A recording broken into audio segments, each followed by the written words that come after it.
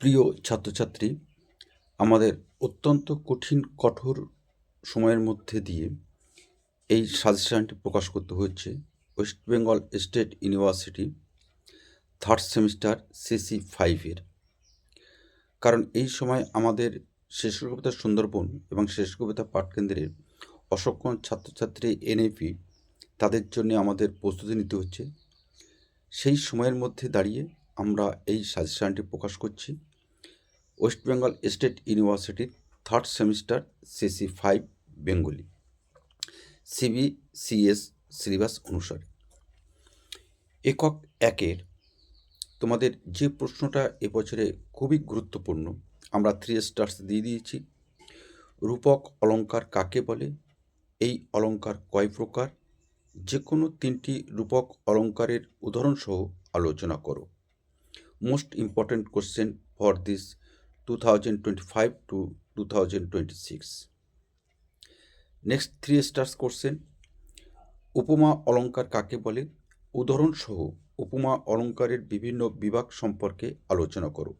ভীষণ ইম্পর্টেন্ট, এই দুটো প্রশ্ন করলে একটা প্রশ্ন অবশ্যই এসে যাবে। আর যেহেতু তোমরা ফাইনাল পরীক্ষা দেবে আর সাপ্লিমেন্টারি তোমরা স্টুডেন্টস, সেই কারণে আরেকটি প্রশ্ন তোমাদেরকে দেখে যেতে হবে অবশ্যই। আর সেই প্রশ্নটি হলো, যমক অলঙ্কার কাকে বলে? উদাহরণসহ যমক অলঙ্কারের বিভাগগুলি আলোচনা করো। এই 3টি প্রশ্ন দিলাম। প্রথম 2টি প্রশ্নের মধ্যে অবশ্যই তোমরা পেয়ে যাবে। আর যেহেতু তোমরা সাপ্লিমেন্টারি স্টুডেন্টস, সেই কারণে নেক্সট প্রশ্ন অর্থাৎ যমক অলঙ্কারটা দেখে যাবে। আর এই প্রশ্নগুলি যদি তোমাদের করতে অসুবিধা হয়, তাহলে 1 দাগের অথবা দিয়ে যে দুটো টিকা লিখতে হবে, 5 নম্বর করে 10 নম্বর, সেখানে তোমরা এইভাবে লিখবে। প্রথমে সংজ্ঞা লিখবে, উদাহরণ দেবে এবং উদাহরণটা ব্যাখ্যা করবে। লিখলে 5-এর মধ্যেই 5 পেয়ে যাবে। আমরা কয়েকটা বলে দিচ্ছি, সেইগুলোই কিন্তু তোমাদের পরীক্ষায় আসবে। আর সেটা বলার আগে অবশ্যই বলে দিই, তোমরা যদি আমাদের চ্যানেলে নতুন এসে থাকো, তাহলে অবশ্যই আমাদের চ্যানেলটি সাবস্ক্রাইব করে আমাদের পাশে থাকবে এবং সাপ্লিমেন্টারির যেসব স্টুডেন্ট আছে তাদের কাছে প্লিজ একটু শেয়ার করে দেবে। তাহলে আমরা পরবর্তীকালে তোমাদের পাশে থাকার একটা অদম্য সাহস আমরা কিন্তু পেয়ে যাব। অথবা দিয়ে যে প্রশ্নটা করবে তোমরা, সেকানুপ্রাস, ব্যাজস্তুতি, ভ্রান্তিমান, প্রতীয়মানোৎপেক্ষা অলঙ্কার, বিষম অলঙ্কার, দৃষ্টান্ত অলঙ্কার, অর্থান্তর অলঙ্কার। আর এর মধ্যে যে প্রশ্নটা তোমাদেরকে আসে, সেই প্রশ্নটা হলো, উপযুক্ত উদাহরণ সহযোগে প্রতিবস্তু কমা ও দৃষ্টান্ত অলঙ্কারের আলোচনা করো। এটা ছিল তোমাদের 1 দাগের সাজেশান। আমরা যেভাবে দিলাম ঠিক প্রশ্ন কিন্তু তোমাদের আসবে। 2 দাগের আমরা দিচ্ছি না এই কারণে, কারণ তোমাদের কবিতার লাইন তুলে তোমাদের মানে একক 2-এ কবিতার লাইন তুলে তোমাদেরকে অলঙ্কার নির্ণয় করতে বলবে। সুতরাং এটা কমন পাওয়া খুবই মুশকিলের ব্যাপার। আমরা সময় থাকলে নিশ্চয়ই আমরা চেষ্টা করতাম, কিন্তু এই মুহূর্তে আমাদের ভীষণ কঠোর পরিস্থিতির মধ্যে যেতে হচ্ছে বলে আমরা সেটা দিতে পারলাম না। আমরা দুঃখিত। তোমরা যে তোমাদের অলঙ্কারের বই আছে, সেই বইটা অবশ্যই তোমরা একটু ফলো আপ করে নেবে। একক 3, অবশ্যই তোমাদের একক 3-এর প্রথম যে প্রশ্নটা আসবে, মিশ্রবৃত্ত ছন্দ অর্থাৎ মিশ্র কলাবৃত্ত বা অক্ষরবৃত্ত বা তান প্রদান ছন্দলিপির সংজ্ঞা, বৈশিষ্ট্য, উদাহরণসহ বুঝিয়ে দাও। অবশ্যই কিন্তু তোমাদের একক 3-এর প্রথম প্রশ্ন এটা থাকছে। আবার বলে দিচ্ছি, মিশ্রবৃত্ত ছন্দ বা মিশ্র কলাবৃত্ত বা অক্ষরবৃত্ত বা তান প্রদান ছন্দলিপির সংজ্ঞা, বৈশিষ্ট্য, উদাহরণসহ বুঝিয়ে দাও। পাশাপাশি যে প্রশ্নটা করে যাবে 3 স্টার্স, স্বরবৃত্ত বা দলবৃত্ত ছন্দের সংজ্ঞা দাও। উপযুক্ত উদাহরণ সহযোগে এর বৈশিষ্ট্যগুলি ব্যাখ্যা করো। এই দুটো প্রশ্ন দিলাম, এই দুটো প্রশ্নই কিন্তু তোমাদের আসবে।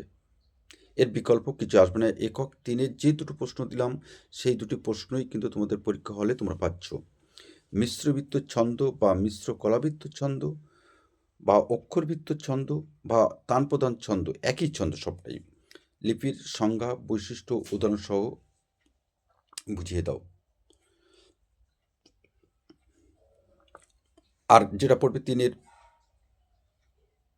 মিশ্রবৃত্ত ছাড়া আর যে প্রশ্নটা আসবে, স্বরবৃত্ত বা দলবৃত্ত ছন্দের সংজ্ঞা দাও, উপযুক্ত উদাহরণ সহযোগে এর বৈশিষ্ট্যগুলো আলোচনা করো।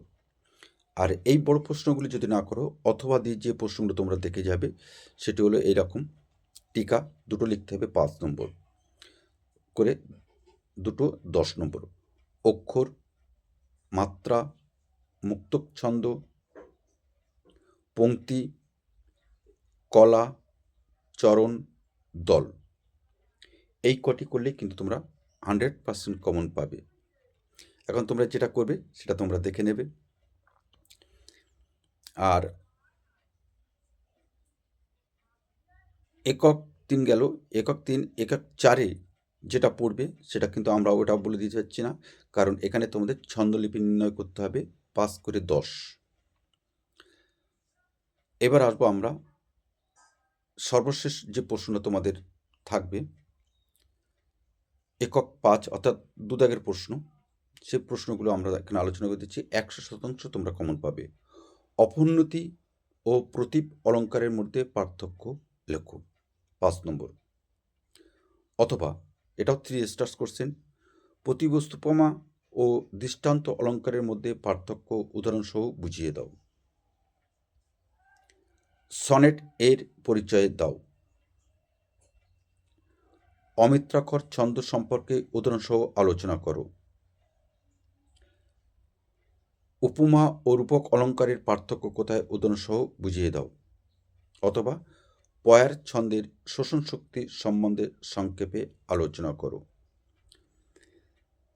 এটাই ছিল তোমাদের সাপ্লিমেন্টারি 2025-26 শিক্ষাবর্ষে যে সকল ছাত্রছাত্রী থার্ড সেমিস্টারের বাংলা সিবিসিএস পরীক্ষার যারা সাপ্লিমেন্টারি স্টুডেন্ট, তাদের জন্য এই সেশনটা আমরা খুব কঠিন সময়ের মধ্যে আমরা প্রকাশ করলাম, এবং আমরা আশা রাখছি 100% কিন্তু তোমাদের এই প্রশ্নগুলো কমন আসবে।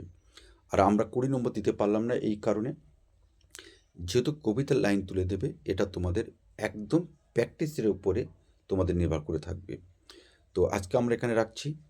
পরীক্ষার পরে অবশ্যই কমেন্টস করে জানাবে যে শিশু কবিতা সুন্দরবন যে সাজেশনটা প্রকাশ করলো সেটা তোমাদেরকে কাজে লেগেছে কিনা পরীক্ষা হলে। তাহলে আমরা আগামী দিনে আরেকটি এই রকম ভিডিও তৈরি করতে আমরা উৎসাহ পাবো, এইটুকু আশা আমরা রাখছি।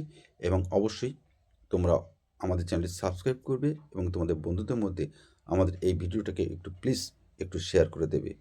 তো আজকে এখানে রাখলাম। আগামী কোনো একটা সময় নিশ্চয়ই তোমাদের সাথে আমার ঠিক এইরূপভাবে আবার দেখা হবে। ধন্যবাদ। তোমাদের পরীক্ষা সফল হোক। Happy new